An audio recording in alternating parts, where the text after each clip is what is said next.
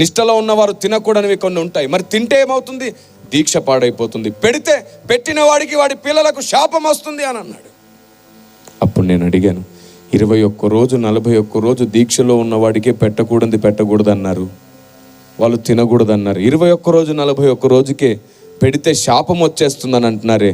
మరి క్రైస్తవుడు బాప్తిసం తీసుకొని జీవితకాలం దీక్షలో బతుకుతున్నాడు, నిష్టలో బతుకుతున్నాడు. క్రైస్తవుడు కూడా 2 తినకూడదు. 1 విగ్రహముల ముందు బలిగా అర్పించింది, 2 నైవేద్యంగా సమర్పించింది. మీ ఇంటికి పిలిచి కారంతో పెట్టిన తృప్తిగా తిని మీకోసం దీవిస్తాడు, ప్రార్థిస్తాడు క్రైస్తవుడు. ఇదే క్రైస్తవ ప్రేమ.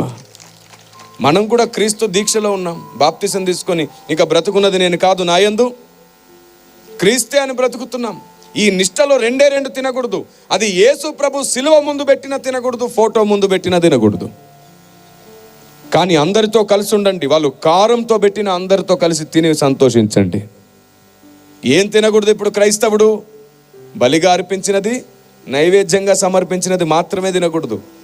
మిగతా అందరితో ఏమి తిన్నా నష్టం.